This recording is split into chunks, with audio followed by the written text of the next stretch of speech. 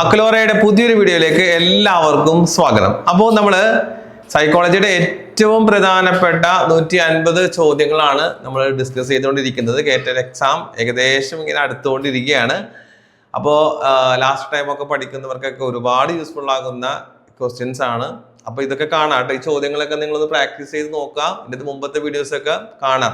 ആദ്യമായിട്ട് ചാനലിലേക്ക് വരുന്നവരാണെങ്കിൽ തൊട്ട് മുമ്പുള്ള വീഡിയോകളിൽ നമ്മൾ ഈ 150 ചോദ്യങ്ങൾ, ഏറ്റവും ഇമ്പോർട്ടൻ്റ് ആയ 150 ചോദ്യങ്ങളും അതിന്റെ എക്സ്പ്ലനേഷൻ നമ്മൾ ഇട്ടിട്ടുണ്ട്. അപ്പോൾ അത് കാണുക കേട്ടോ. അപ്പോൾ ഇന്നത്തെ ചോദ്യത്തിലേക്ക് പോവുകയാണെങ്കിൽ നിങ്ങളൊന്ന് ആൻസർ ചെയ്യാൻ ശ്രമിക്കുക കേട്ടോ. നിങ്ങൾക്ക് ഉത്തരം പറയാൻ പറ്റുന്നുണ്ടോ എന്ന് നോക്കുക. ഒരു അധ്യാപകൻ കാണുന്നു ഒരു വിദ്യാർത്ഥി എല്ലായ്പ്പോഴും മിണ്ടാതിരിക്കുന്നു, ഗ്രൂപ്പ് പ്രവർത്തനങ്ങൾ ഒഴിവാക്കുന്നു, ഉത്തരം അറിയുമ്പോഴും മറുപടി പറയുന്നില്ല. അധ്യാപകൻ ആദ്യം ചെയ്യേണ്ടത് ഏതാണ്? ഇതുപോലെ നമുക്ക് ലോജിക്കായിട്ട് ചിന്തിച്ചാൽ ആൻസർ ചെയ്യാൻ പറ്റുന്ന ക്വസ്റ്റ്യൻ ഉണ്ടാകും. ഇവിടെ ഇംഗ്ലീഷും മലയാളവും ഞാൻ ഓപ്ഷൻ കൊടുത്തിട്ടുണ്ട് കേട്ടോ. ഇംഗ്ലീഷിന്റെ ഓപ്ഷൻ കൂടി കൊടുക്കണം എന്ന് പറഞ്ഞുകൊണ്ടാണ് ഇംഗ്ലീഷും കൊടുത്തത്. ഇവിടെ എന്താണ്, ഒരു അധ്യാപകൻ കാണുന്നത് ഒരു കുട്ടി എന്താണ് എപ്പോഴും മിണ്ടാതിരിക്കുന്നു, സൈലന്റ് ആയിട്ടിരിക്കുന്നു, എന്നാൽ ഗ്രൂപ്പ് ആക്ടിവിറ്റീസിലൊന്നും പങ്കെടുക്കുന്നില്ല, ഉത്തരം അറിയുമ്പോഴും മറുപടി പറയുന്നില്ല. എന്താ ചെയ്യേണ്ടത്? ശിക്ഷ നൽകി സജീവമാക്കുക. Give punishment to make them active. അതുപോലെ തന്നെ take the student privately and find the reason. വിദ്യാർത്ഥിയെ സ്വകാര്യമായി സംസാരിച്ച് കാരണം കണ്ടെത്തുക. അതല്ലെങ്കിൽ ക്ലാസ്സിന് മുന്നിൽ സംസാരിക്കാൻ ബലമായി നിർബന്ധിക്കുക. ആ പ്രവൃത്തിയെ അവഗണിക്കുക. അത് മെയിൻ ചെയ്യാതെ വിടുക. അത് ശ്രദ്ധിച്ചില്ലെങ്കിൽ കുഴപ്പമില്ല, വേറെ പിള്ളേരൊക്കെ ശ്രദ്ധിക്കുന്നുണ്ടല്ലോ എന്ന രൂപത്തിൽ മെയിൻ ചെയ്യാതെ വിടുക. ഇവിടെ ഒരു അധ്യാപകൻ ചെയ്യേണ്ടത് എന്താണ്? നമുക്ക് വായിച്ചു നോക്കുമ്പോൾ തന്നെ അറിയാൻ പറ്റും. എന്താ ചെയ്യേണ്ടത്? ആ വിദ്യാർത്ഥിയെ പ്രൈവറ്റ് ആയിട്ട് വിളിച്ച് കാരണം കണ്ടെത്തുക. എന്താണ് മോനിങ്ങനെ പറയാത്തത്, അല്ലെ? എന്താ മിണ്ടാതിരിക്കുന്നത്, എന്താണ് ഗ്രൂപ്പ് ആക്ടിവിറ്റീസ് ഒന്നും ചെയ്യാത്തത് എന്ന് പറയാം. അപ്പൊ ചില കുട്ടികൾക്ക് ചില ഗ്രൂപ്പിന്റെ മുമ്പിലൊക്കെ പറയാനോ അല്ലെങ്കിൽ എഴുന്നേറ്റ് നിന്ന് പറയാനൊക്കെ ഒരു പേടി ഉണ്ടാവും, അല്ലെ? പ്രത്യേകിച്ച് ഇൻട്രോവേർട്ട് ആയിട്ടുള്ള കുട്ടികളെ സംബന്ധിച്ചിടത്തോളം ഇങ്ങനെ പ്രത്യക്ഷത്തിൽ വന്ന് കാര്യങ്ങൾ പറയാന്നുള്ളൊരു പ്രയാസമായിരിക്കുള്ളൂ. അപ്പൊ എന്താണ് ആ കാരണം കണ്ടെത്തി എന്ത് ചെയ്യുക, അതിന് പരിഹാരം കൊടുക്കുക എന്നുള്ളതാണ് കറക്റ്റ് ആൻസർ. ഇത് നമുക്കൊന്ന് ജസ്റ്റ് ചിന്തിച്ചാൽ മനസ്സിലാക്കാവുന്നതേ ഉള്ളൂ. ബി ആണ് കറക്റ്റ് ആൻസർ ആയിട്ട് വരുന്നത് കേട്ടോ. 107ാമത്തെ ക്വസ്റ്റ്യനിലേക്ക് നമുക്ക് പോകാം. ഒരു വിദ്യാർത്ഥി ക്ലാസ്സിൽ തെറ്റായ ഉത്തരം പറയുന്നു. ഒരു കുട്ടി തെറ്റായ ഉത്തരം പറയുന്നു. കൂടുതലും അവർ സിറ്റുവേഷൻ ബേസ്ഡ് ചോദ്യങ്ങളാണ് നമ്മൾ സെലക്ട് ചെയ്തെടുത്തിട്ടുള്ളത് ഇപ്രാവശ്യം. ഒരു വിദ്യാർത്ഥി ക്ലാസ്സിൽ തെറ്റായ ഉത്തരം പറയുന്നു, മറ്റു വിദ്യാർത്ഥികൾ ചിരിക്കുന്നു. കുട്ടി വിഷമിച്ച് മറുപടി പറയുന്നത് നിർത്തുന്നു. അധ്യാപകൻ എന്താണ് ചെയ്യേണ്ടത്? ഇതെപ്പോഴും നമുക്കറിയാം ഇങ്ങനത്തെ ക്വസ്റ്റ്യൻസ് എന്തായാലും വരുന്ന ടൈപ്പ് ക്വസ്റ്റ്യൻസ് ആണ് എന്നുള്ളത്. അപ്പൊ നമ്മളതൊന്ന് നോട്ട് ചെയ്ത് വെക്കുക കേട്ടോ. അതായത് ഒരു വിദ്യാർത്ഥി ക്ലാസ്സിൽ തെറ്റായിട്ടുള്ള കാര്യം ഉത്തരം പറയുമ്പോൾ മറ്റു കുട്ടികൾ കളിയാക്കി ചിരിക്കുന്നു. അതോടുകൂടി എന്ത് ചെയ്യുന്നു? മറുപടി പറയുന്നത് അവസാനിപ്പിക്കും. എന്താണ് ചെയ്യേണ്ടത് അധ്യാപകൻ? ചിരിക്കുന്ന വിദ്യാർത്ഥികളെ ശാസിച്ച് കുട്ടിയെ വീണ്ടും ഉത്തരം പറയാൻ നിർബന്ധിക്കുക. കുട്ടിയെ അവഗണിച്ച് അടുത്ത ചോദ്യം ചോദിക്കുക. കുട്ടിയെ പോസിറ്റീവായി പ്രോത്സാഹിപ്പിച്ച് പിന്തുണയുള്ള അന്തരീക്ഷം സൃഷ്ടിക്കുക. എല്ലാം ശരിയാണ്. എന്താ ഒരു അധ്യാപകൻ ചെയ്യേണ്ടത്? ചിരിക്കുന്ന വിദ്യാർത്ഥികളെ ശാസിച്ച് കുട്ടിയെ വീണ്ടും ഉത്തരം പറയാൻ നിർബന്ധിക്കുക. ഉത്തരം പറയാൻ കുട്ടിയെ നിർബന്ധിക്കണോ? കുട്ടിയെ അവഗണിച്ച് അടുത്ത ചോദ്യത്തിലേക്ക് പോണോ? എന്തെങ്കിലും ആവട്ടെ, ഇത് അങ്ങനെയാണോ? അല്ല. പിന്നെ എന്താണ്? കുട്ടിയെ പോസിറ്റീവായി പ്രോത്സാഹിപ്പിച്ച് പിന്തുണയുള്ള അന്തരീക്ഷം സൃഷ്ടിക്കുക എന്നുള്ളതാണ്. അത് ഒരു തെറ്റിപ്പോയി, ഇനി കുട്ടികൾ അത് ചിരിച്ചെങ്കിൽ ആ ഒരു സാഹചര്യത്തെയും കവർ ചെയ്യണമല്ലോ കുട്ടികൾ, അല്ലെ? ആ ഒരു സിറ്റുവേഷനെ ഫേസ് ചെയ്യാൻ പഠിക്കണമല്ലോ. അപ്പോൾ അങ്ങനെ പോസിറ്റീവായിട്ട് പ്രോത്സാഹിപ്പിച്ച് എന്ത് ചെയ്യുക, കുട്ടിക്ക് പിന്തുണ കൊടുക്കുക എന്നുള്ളതാണ്. എല്ലാം ശരിയാണ് എന്നുള്ള ഓപ്ഷൻ ശരിയല്ല. കാരണം കുട്ടിയെ അവഗണിച്ച് അടുത്ത ചോദ്യം ചോദിക്കുക എന്നുള്ള ആ ബി ഓപ്ഷൻ ശരിയല്ല. ഓക്കെ, അപ്പൊ എല്ലാം ശരിയാണെന്ന് പറയാൻ പറ്റില്ല. സി മാത്രമാണ് ശരിയായിട്ടുള്ളത്. അപ്പൊ ഇങ്ങനത്തെ ക്വസ്റ്റ്യൻസ് തന്നിട്ട് നമ്മൾ കൺഫ്യൂഷൻ ആക്കും. പെട്ടെന്ന് കാണുമ്പോൾ നമ്മളെല്ലാം ശരിയാണ് എന്ന് പറയാൻ സാധ്യതയുണ്ട്. ദെൻ അടുത്ത question, law of readiness exercise effect ഏതിന്റെ നിയമങ്ങളാണ്? ഏത് തിയറിയുമായി ബന്ധപ്പെട്ടതാണ് നമ്മൾ ഈ ലോ ഓഫ് റെഡിനെസ്സും എക്സസൈസും ഇഫക്റ്റും ഒക്കെ നമ്മൾ പഠിച്ചിട്ടുള്ളത്, അല്ലെ? തയ്യാറാകുക, പഠനത്തിന് വേണ്ടി തയ്യാറാകുക, മുന്നൊരുക്കം, പിന്നെ അഭ്യാസ നിയമം, ഫല നിയമം എന്നൊക്കെ പറഞ്ഞ് നിങ്ങൾ പഠിച്ചിട്ടുണ്ടാവും. ഏതുമായി ബന്ധപ്പെട്ടതാണ്? ഒരു സംശയവുമില്ല, കറക്റ്റ് ആൻസർ ഓപ്ഷൻ എ ആണ്. ട്രയൽ ആൻഡ് എറർ തിയറി, ശ്രമ പരാജയ സിദ്ധാന്തവുമായിട്ട് ബന്ധപ്പെട്ടിട്ടുള്ളതാണ് എന്ത്? Law of readiness, law of exercise, law of effect എന്ന് പറയുന്നത് കേട്ടോ. അഥവാ തോണ്ടേക്കിന്റെ ശ്രമപരാജയ സിദ്ധാന്തവുമായിട്ട് ബന്ധപ്പെട്ട് വരുന്ന കുറച്ച് ലോസ് നമ്മൾ പഠിച്ചിട്ടുണ്ട്. അതിൽപ്പെട്ടതാണ് ഈ 3 ലോസ്. Then 109ാമത്തെ question, which term refers to the temporary decline of response due to continuous stimulus? അതായത് തുടർച്ചയായിട്ട് ഉത്തേജനത്താൽ പ്രതികരണത്തിൽ താൽക്കാലികമായ ഒരു കുറവുണ്ടാകുന്നു. ഇത് ഏത് പദത്തെയാണ് സൂചിപ്പിക്കുന്നത്? ഒന്ന് മനസ്സിലായിട്ടുണ്ടാവും അല്ലേ? തുടർച്ചയായ ഉത്തേജനോ, ഞാൻ പറയില്ല, സ്റ്റിമുലസ് റെസ്പോൺസിന്റെ സംഭവമാണ് ഈ പറയുന്നത്. ചോദക പ്രതികരണം അല്ലെങ്കിൽ ഉത്തേജനം എന്നൊക്കെ നമ്മൾ പറയും. അപ്പോൾ ഇവിടെ എന്താ ചെയ്യുന്നത് വെച്ചിട്ടുണ്ടെങ്കിൽ തുടർച്ചയായിട്ട് സ്റ്റിമുലസ് കൊടുക്കുന്നത് കൊണ്ട് പ്രതികരണത്തിൽ താൽക്കാലികമായിട്ട് കുറവുണ്ടാകും. ഇതിനെന്താണ് പറയുന്നത്? എക്സ്റ്റൻഷൻ ആണോ, ഹാബിച്വേഷൻ ആണോ, ജനറലൈസേഷൻ ആണോ, ഡിസ്ക്രിമിനേഷൻ ആണോ? ഏതാ?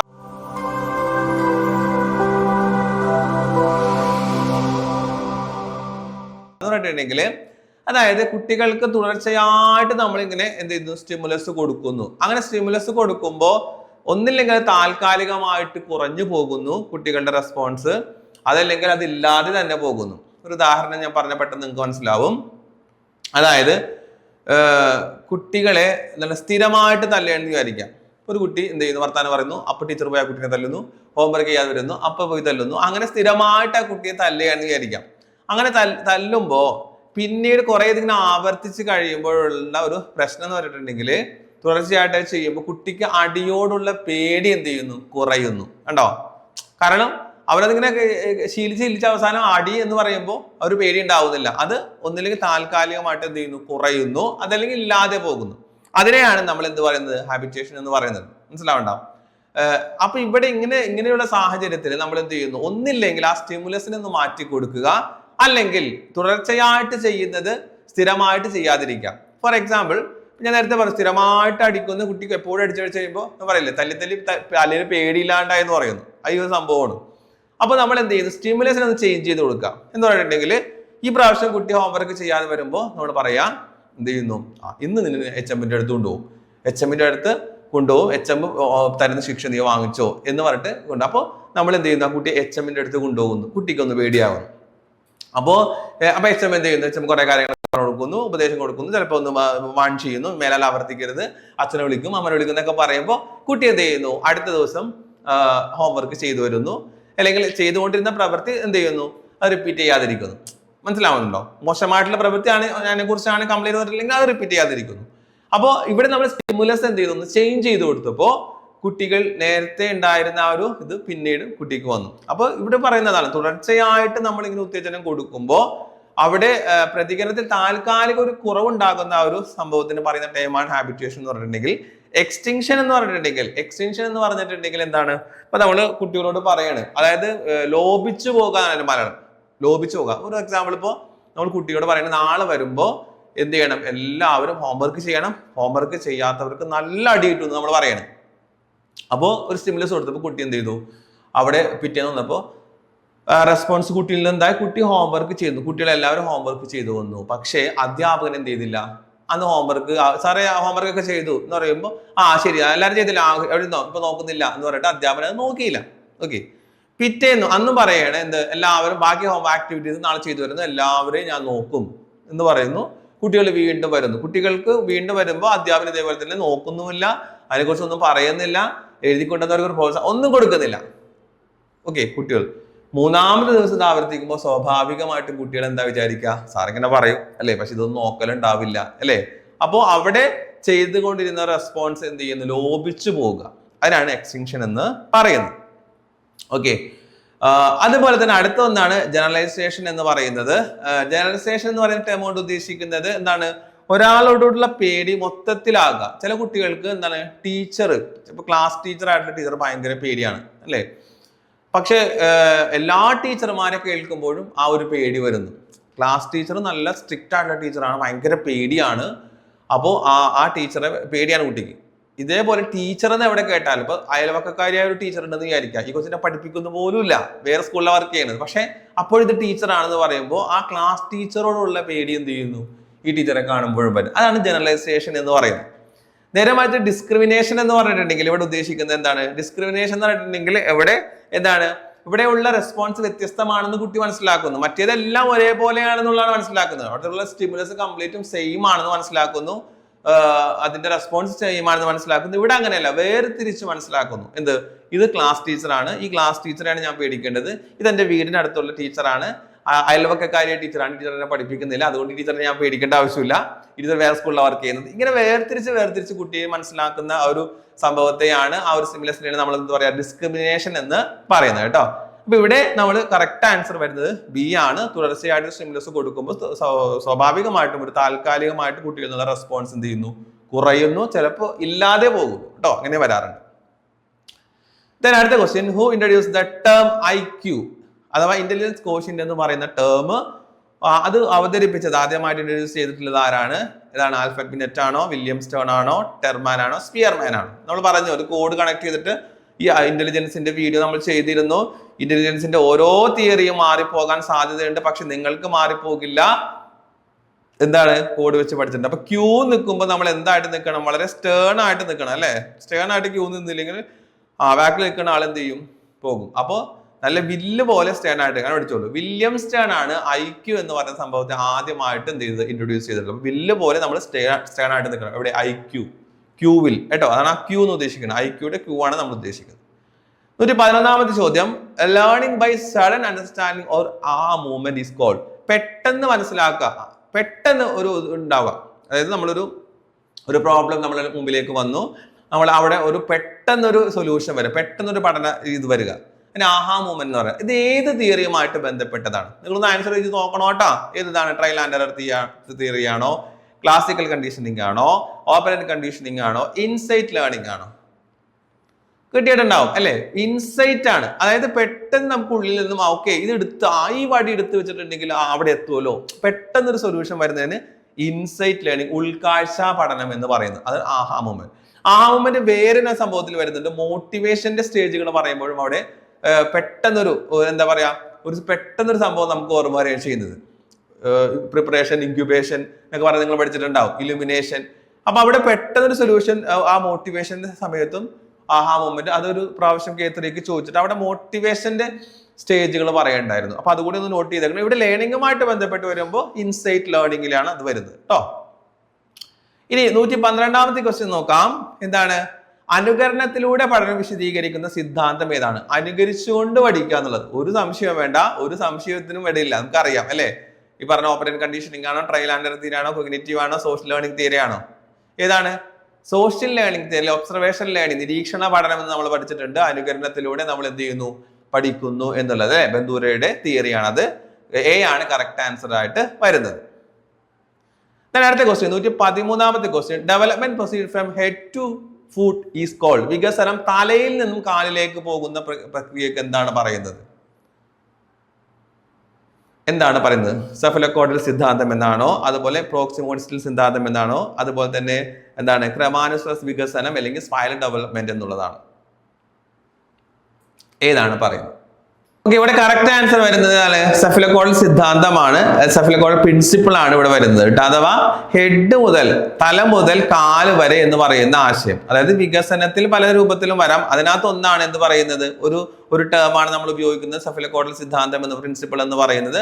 അത് വികസനം എന്ന് പറയുന്നത്, ഡെവലപ്മെന്റ് എന്ന് പറയുന്നത് തലയിൽ നിന്നും കാലിലേക്ക് എന്ന രൂപത്തിൽ വരുന്നു എന്ന് പറഞ്ഞിട്ടുണ്ടെങ്കിൽ കുഞ്ഞിന്റെ നിയന്ത്രണം, ആ ഒരു ഡെവലപ്മെന്റ് ആദ്യം തല, പിന്നെ കഴുത്ത്, പിന്നെ കൈകൾ, ആ ഒരു രൂപത്തിലേക്ക് എന്ത് ചെയ്യുന്നു? പോകുന്നു.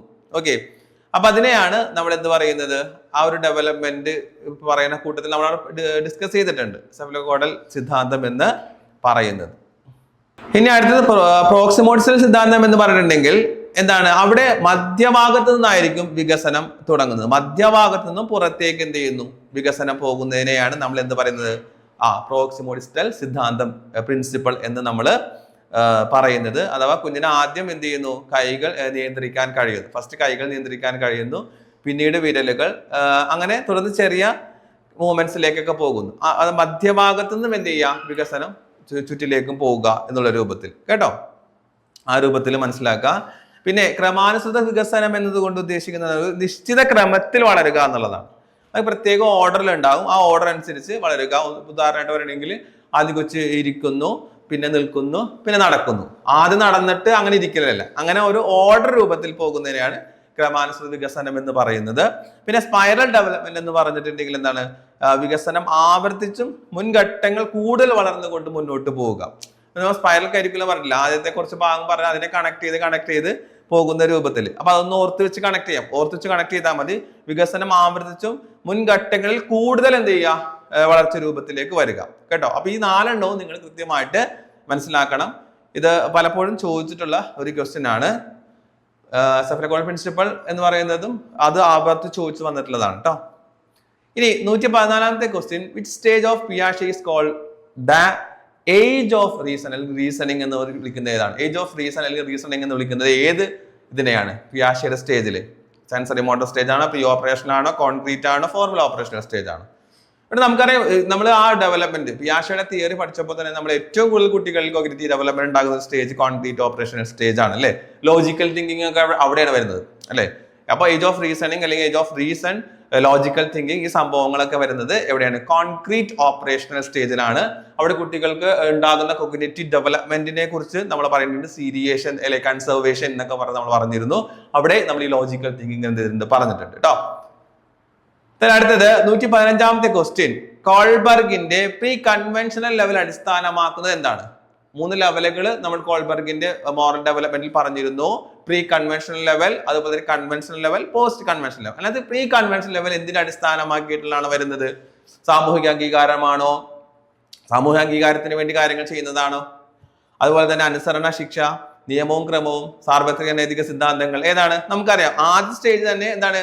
അവിടെ അനുസരണ ശിക്ഷ എന്നുള്ളതാണ് അല്ലെ. പണിഷ്മെന്റ്, ശിക്ഷയെ ഭയന്നുകൊണ്ട് കാര്യങ്ങൾ ചെയ്യുന്നത് ശരിയാണോ തെറ്റാണോ, ഇതിന്റെ ഉത്തരവാദിത്തമാണ്, ഇത് ഞാൻ ചെയ്യേണ്ടതാണ്, ഇതിന്റെ കടമയാണ്, ഇതൊന്നും മനസ്സിലാക്കിയാണല്ലോ കുട്ടി കാര്യങ്ങൾ ചെയ്യുന്നത്. അവിടെ മോറൽ ഡെവലപ്മെന്റ് എന്ന് പറയുന്നത് ടീച്ചർ തല്ലും, അതുകൊണ്ട് ഞാൻ നേരത്തെ സ്കൂളിൽ എത്തണം എന്നുള്ള ഒരു കൺസെപ്റ്റ് ആണ് അവിടെ വരുന്നത്. അനുസരണവും ശിക്ഷയുമാണ് ആ ഫസ്റ്റ് ലെവലിൽ വരുന്നത് കേട്ടോ.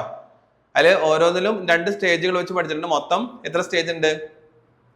6 സ്റ്റേജ് വരുന്നത്.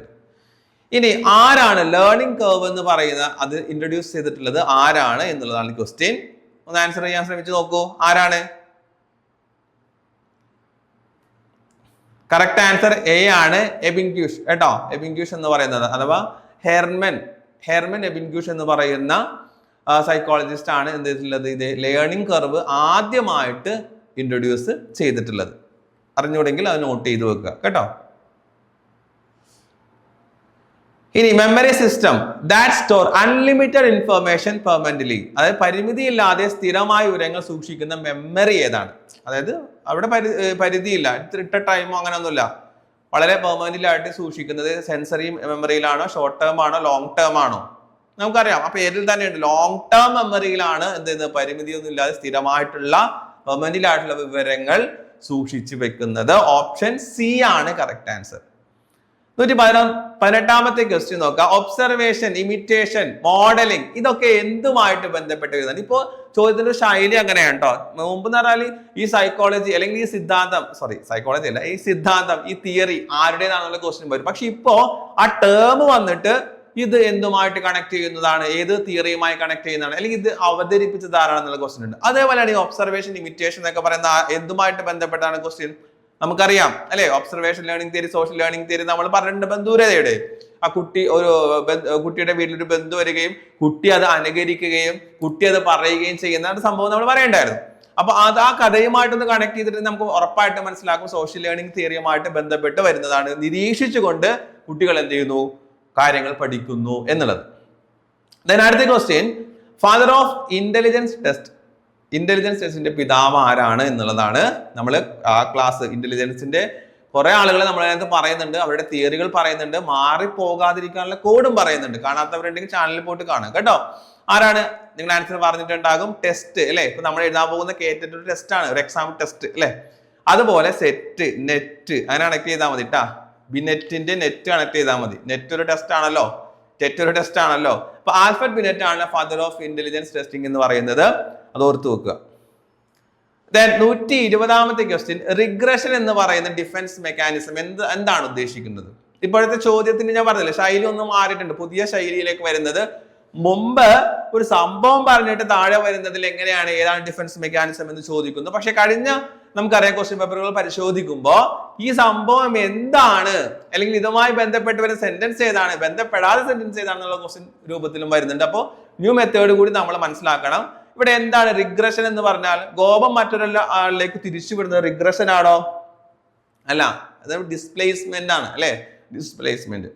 കുട്ടിത്തത്തിലേക്ക് മടങ്ങി പോകുക, അതാണ് റിഗ്രഷൻ എന്ന് പറയുന്നത്. റിഗ്രഷൻ എന്ന് പറഞ്ഞാൽ എന്താണ് ഇത്? കുട്ടിത്തത്തിലേക്ക് മടങ്ങി പോകുക. ഓക്കെ, അപ്പൊ ബി ആണ് കറക്റ്റ് ആൻസർ. കോപം മറ്റൊരാളിലേക്ക് തിരിച്ചുവിടുന്നത് ഡിസ്പ്ലേസ്മെന്റ് ആണ് അല്ലെ? മാനേജർ ചീത്ത പറയുമ്പോൾ ആ ദേഷ്യം ഭാര്യയോട് കൊണ്ടുപോയി തീർക്കുക. സ്വന്തം തെറ്റുകളെ മറ്റുള്ളവർ കുറ്റപ്പെടുത്തുന്നത് എന്താണ്? പ്രൊജക്ഷൻ എന്ന് നമ്മൾ പറയുന്നു. അതുപോലെ തന്നെ പ്രേരണകളെ സൃഷ്ടിപരമായിട്ടുള്ള പ്രവർത്തനങ്ങളിലേക്ക് മാറ്റുന്ന സബ്ലിമേഷൻ എന്ന് നമ്മൾ പറയുന്നു. ഓക്കെ, അപ്പൊ ഇവിടെ കറക്റ്റ് ആൻസർ ഓപ്ഷൻ ബി ആണ്. അപ്പോൾ സൈക്കോളജിയിൽ വളരെ പ്രധാനപ്പെട്ടിട്ടുള്ള കുറച്ച് ക്വസ്റ്റ്യൻസ് ആണ് നമ്മൾ ഡിസ്കസ് ചെയ്തിട്ടുള്ളത്. തീർച്ചയായിട്ടും വരുന്ന കേറ്ററ്റ് പരീക്ഷയ്ക്ക് തയ്യാറാകുന്ന ഈ പ്രത്യേകിച്ച് സൈക്കോളജികളും തീരെ നോക്കാതെ ഇരിക്കുന്ന ഒത്തിരി പിള്ളേർ പറയുന്നത് സൈക്കോളജി കൃത്യമായിട്ട് പഠിച്ചിട്ടില്ല എന്നൊക്കെ പറയും. അപ്പൊ അവർക്കൊക്കെ യൂസ്ഫുൾ ആകുന്നതാണ്. അപ്പോൾ എന്തായിരുന്നാലും എത്ര മാർക്ക് സ്കോർ ചെയ്യാൻ പറ്റും താഴെ കമന്റ് ചെയ്യുക, നിങ്ങളുടെ കമന്റുകൾ അറിയിക്കുക, നിങ്ങളുടെ കൂട്ടുകാർക്ക് കൂടി ഷെയർ ചെയ്ത് കൊടുക്കുക. അപ്പൊ ഇതിന്റെ ബാക്കി നമ്മൾ 150ലേക്ക് എത്താൻ ഏകദേശം ആയിട്ടുണ്ട്. ബാക്കി വീഡിയോ ഉടനെ തന്നെ അപ്ലോഡ് ചെയ്യുന്നതായിരിക്കും. അപ്പോൾ ഇന്നത്തെ വീഡിയോ നിങ്ങൾക്ക് യൂസ്ഫുൾ ആയി എന്ന് വിശ്വസിക്കുകയാണ്, വിചാരിക്കുകയാണ്. അടുത്തൊരു വീഡിയോ ആയിട്ട് നമുക്ക് വീണ്ടും കാണാം. അതുവരെ എല്ലാവർക്കും ബൈ ബൈ.